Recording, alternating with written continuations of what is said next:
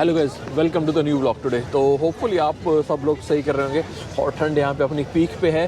तो जो आज का ब्लॉग है स्पेसिफिकली जो कि यहाँ पे या फिर पूरे यूरोप में या फिर कहूँगा थोड़े वर्ल्ड में भी जो बात चल रही है, और वो बात है लेके इन्फ्लेशन को लेके, यानी जो कमोडिटीज़ हैं, यानी जो आप डे टू डे लाइफ है वो आपकी इन्फ्लेशन से कैसे इफेक्ट हो रही है। और स्पेसिफिकली यूरोप में क्योंकि अभी एनर्जी क्राइसिस चल रहा है, यानी सर्दियाँ आ गई हैं, लोग एनर्जी ज़्यादा यूज़ कर रहे हैं और जो एनर्जी की डिमांड है वो बढ़ रही है और जो आउटपुट पीछे से आ रहा है वो कम है। तो वो कैसे आम आदमी को इम्पैक्ट कर रही है यहाँ पे।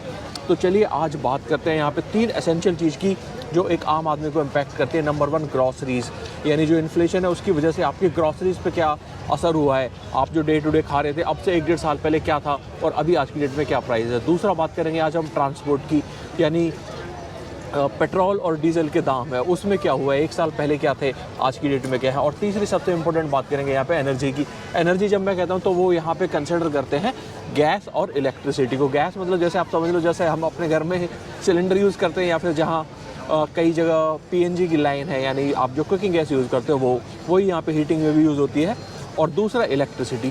तो आज इन 3 मुद्दों पे बात करते हैं और देखते हैं कि, और मैं बताता हूँ फिर आपको कि यहाँ पे एग्जैक्टली अभी क्या चल रहा है, साल भर पहले क्या था। तो चलिए आज का व्लॉग स्टार्ट करते हैं। तो चलिए सबसे पहले बात करते हैं इन्फ्लेशन की, जो कि आपकी डे टू डे लाइफ पे असर डालती है। वो है आपकी ज़रूरत की चीज़ें जिनके आप बगैर बिल्कुल रह नहीं सकते, वो है खाने पीने की चीज़ें। बिल्कुल बेसिक जो चीज़ों से के बारे में बात करूंगा वो है मिल्क है, ब्रेड है, बाकी वेजिटेबल्स है। तो अगर मैं जनरली इन्फ्लेशन की बात करूं तो वो काफ़ी मतलब महीने दर महीने यहाँ पे बदलती रहती है।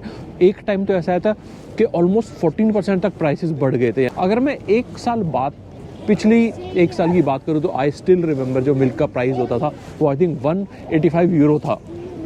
1 यूरो 85 सेंट जो हम मिल्क पीते हैं जनरली, 2 लीटर का एक कैन आता है उसमें, आज की डेट में उसका प्राइस है 2.15, यानी ऑलमोस्ट 30 सेंट्स उसका प्राइस बढ़ चुका है। बेसिक जो ब्रेड्स हैं वो 1-1.5 यूरो से और 30-40 सेंट बढ़ चुकी है। तो ऐसे करते करते काफ़ी सारी चीज़ों के प्राइसेस बढ़ चुके हैं। वो ग्रॉसरी जो आपको हफ्ते में लगभग 100-125 यूरो में आ जाती थी, अभी वही आपको 150 से 250 यूरो तक आ रही है।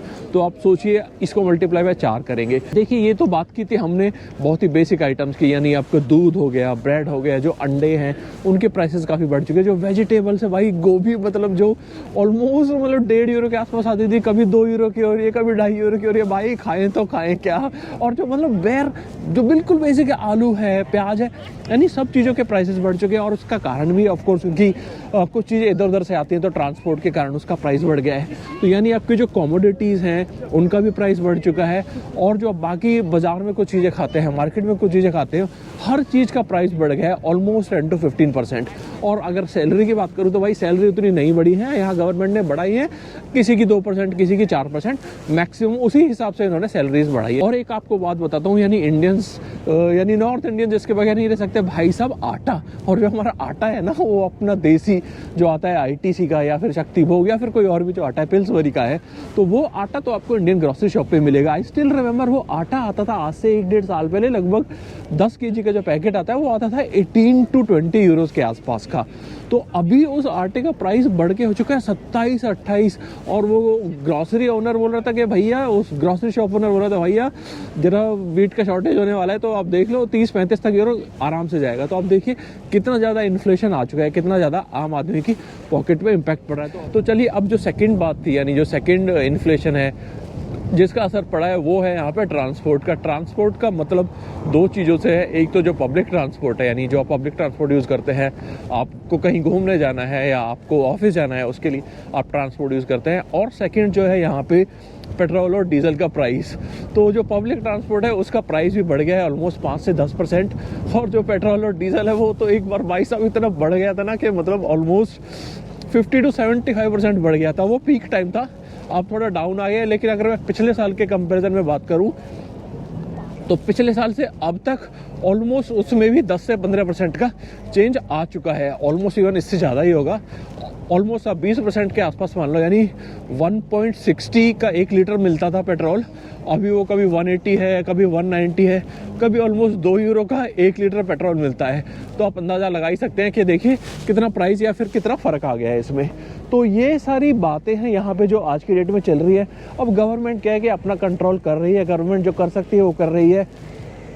ट्रांसपोर्ट को वो थोड़ा सा फीजेबल बनाने के लिए ट्राई करते हैं। कुछ लोग पब्लिक ट्रांसपोर्ट ज़्यादा यूज़ करें, इसलिए उन्होंने बीच में एम्स्टर्डम में एक वे चलाया था कि 1 यूरो में आप पूरा दिन पब्लिक ट्रांसपोर्ट यूज़ कर सकते हो। जीवीबी जो एक कंपनी है ट्रांसपोर्ट की, आप उसका एक कार्ड लो तो 1 यूरो में आप पूरा एम्स्टर्डम घूम सकते हो ट्रांसपोर्ट से। तो इसी टाइप की चीज़ें गवर्नमेंट यहाँ पे करती है धीरे धीरे टू कंट्रोल द इन्फ्लेशन।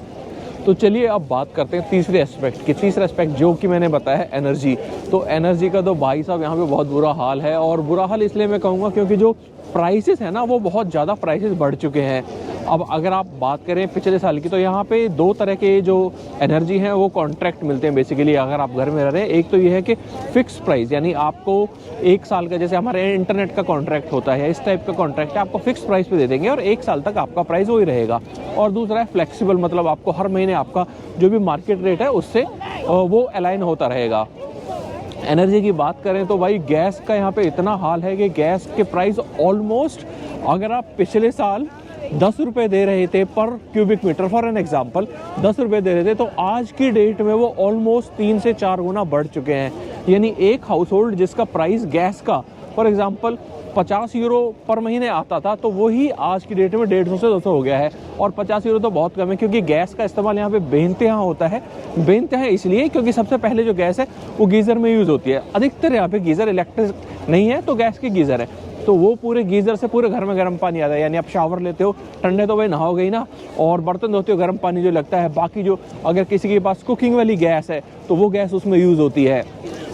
उसके अलावा जो आपकी गैस मेजर कंजम्पशन जो होती है गैस की, वो सर्दियों में होती है आपके रेडिएटर से, यानी आपकी जो घर की हीटिंग है वो उससे होती है। यानी तो आप समझ लीजिए कि सर्दी में सबसे ज़्यादा इस्तेमाल यहाँ पे गैस का होता है।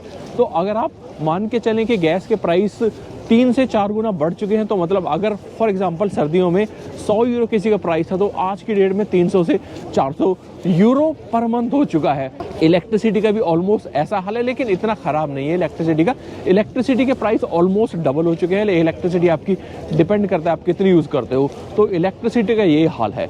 लेकिन अब इन्होंने क्या किया, देखो अगर ऐसे ही पे करते रहेंगे, for example this is unexpected cost, यानी किसी के पास कारण नहीं है पीछे, जो वॉर चल रहा है उसकी वजह से यहाँ पे एनर्जी के प्राइसेस काफ़ी बढ़ गए थे या फिर बढ़े हुए हैं अभी।